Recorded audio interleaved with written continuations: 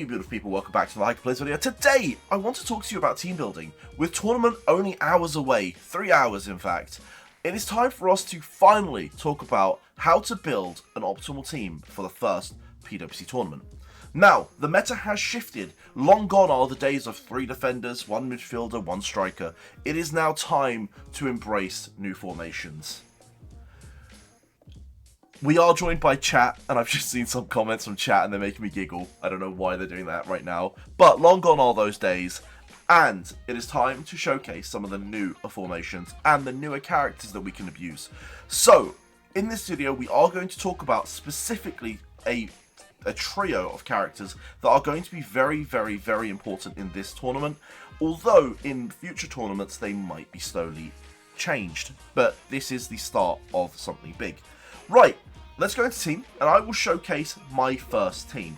Now, this is not a blueprint of this is exactly what you need to run, but this is pretty much one of the reasons why, I win a lot of games. So, right now you want to be running a technical midfielder. The reason is a physical midfielder is going to be better-ish, especially for free-to-play. I think physical is kind of good right now, but technical has so much support, physical has absolutely no support, so if you have a really high technical midfielder, you're probably going to win out. The only requirement for your midfielders right now is no skills at all. We don't need anything with skills.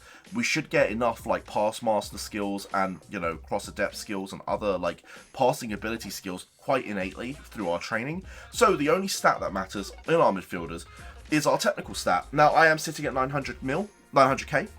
But the truth is, I understand free-to-play players might only be able to hit 500, and that's going to be fine. For where you are in your bracket, 500k is going to be fine. You want to just try and train the highest technical stat you can, and stick him as your main captain. That is the only requirement of your first midfielder. Now, your second player should be your striker, your forward. Now, the requirement for this is going to be Fierce Demons of Shots. Now, this can be acquired in a few ways. If you have some of the Halloween cards or the Battlefield card, that can do it. Or Rin can, get you Fierce Demon of Shots, but only if you're using him as a support rather than as a unit. So, in this case, I've actually had to train him with this Halloween card just to be able to get the Fierce Demon of Shots. Again, power doesn't matter. I can hit a 3mm Rin. Does not mean I'm going to use the 3mm Rin. Means I'm going to use this Rin because it has the skills I need it. Fierce Demon of Shots, and if you come down, you'll also be able to see that I've got Demon of Shots level 10. They're the 2 skills I want. Now, I understand you might not hit Demon of Shots 10. 6 is enough, so my other Rin actually only has 6. 6 is going to do plenty. So, aim for a 10 if you can, but these 2 are the only 2 skills, and as much kick as humanly possible is going to be a phenomenal start. So there you go, your first 2 units locked and loaded. Now, you don't have to take Pablo, and you don't have to take Rin. Rin is fantastic, but you don't have to take them. You can use any striker and any midfielder as long as you can hit those 2 requirements, which is the skills and then the high technical. The next 3 units are mandatory for what I'm about to do. So, Kunigami is a very interesting character, so I'm going to talk about him last. But let's talk about Chigiri first. Chigiri, you want him in the midfield, and you want him on as high a speed as humanly possible. I can hit 2.6 million, you might not be able to. Go to 1 million, go to 2 million, go to whatever you can. Chigiri on speed, and that's all you do. You stick him in the midfield, and he will just do wonders. He is going to be sitting in there, and I'm going to talk about why this is the case. Isagi is your main defender. He is going to be the guy that's going to control the defense. He needs to be on very high intel, as high as you could possibly make him, and we are going to utilize a skill Isagi has, but it's a match skill. So we'll just keep on high intel, and he stays on defense. Now, your last unit is Kunigami, and you've got 2 ways to run Kunigami. You can run Kunigami as a striker, and I'll explain why he can work as a striker, or you can run Kunigami as a defender. It doesn't matter which position you put him in, he's going to do wonders. Personally, I think my Isagi is strong enough to hold the defense himself, so I keep Kunigami up front. Now, I do have a second formation where Kunigami sits in defense, but again, this is your choice. And I'm going to talk about why this is important.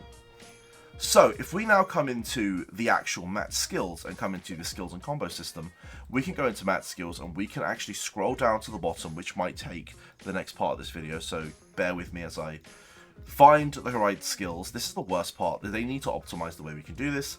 Right, so we have gotten right to the bottom of the skills page.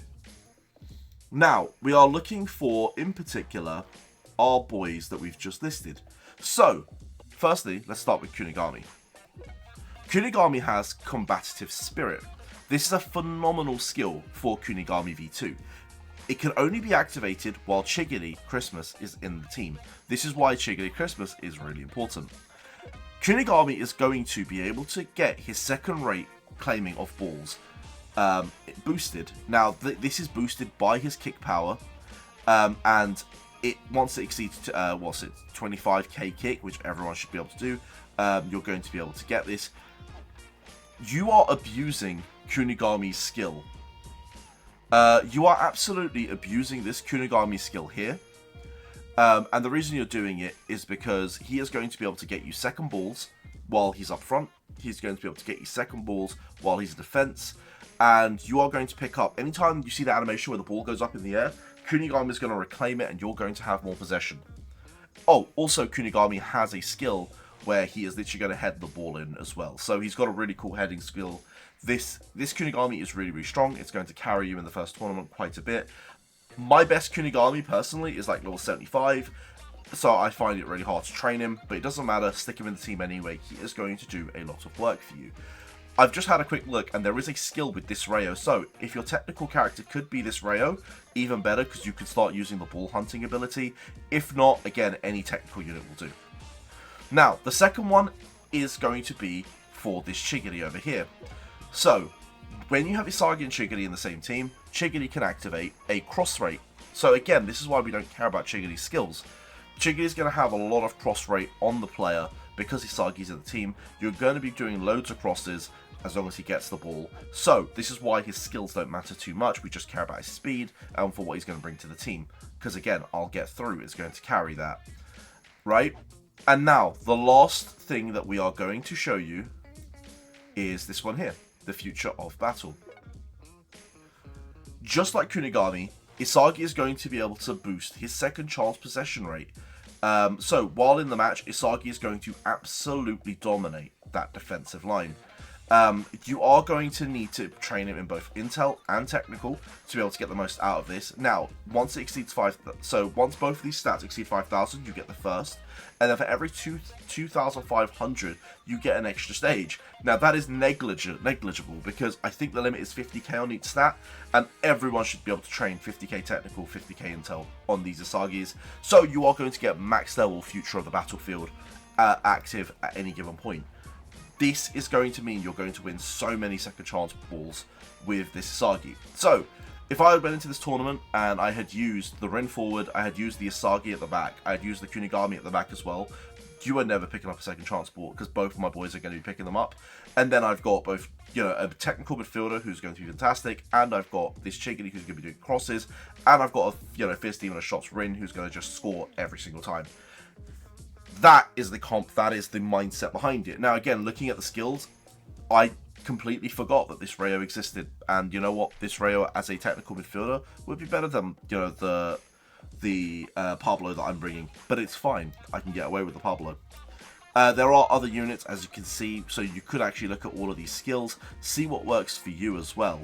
But those three units should be carrying you. And if you need any more reason to trust me on this one, if you look at JP when they did their tournament, it was those three units that really pushed a lot of the teams that got to the finals. A lot of them were abusing those three units in that sort of capacity. That is the comp that I would tell you to run. Of course, there's probably other comps out there. The game has definitely become more inclusive in that it's going to have more skilled and more available paths for you to build into in the future. So this isn't the end all be all, but this is going to be it's going to give you a very, very strong foundation pushing forward and hopefully, giving you the best shot at trying to win this tournament.